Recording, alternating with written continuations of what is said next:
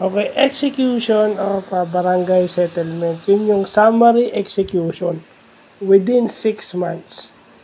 So, ano to, yung barangay chairman, o diba dito sa atin, si Cap Mike, kapag ka mayroong kasunduan sa barangay na hindi sinunod, okay, pwedeng mag-impose si kapitan ng para masunod yung kasunduan sa barangay. Pwede niyang ipagbili yung pwede niyang kunin yung property or kung anumang bagay na ang halaga kabayaran nung nautang within 6 months. Di ba? At siyempre, kasama rin dito si Presimon. Dahil si Presimon is Lupon Secretary. Hirap din.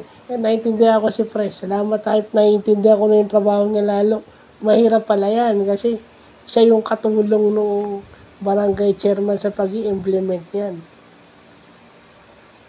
Diba? Pwede, yung pa kung property yun, pwede niyang paalisin. Pwedeng kunin sa isang partido yung property at ibibigay yung possession dun sa victim o dun sa aggrieved party, no? So yun, within 6 months yun, di ba?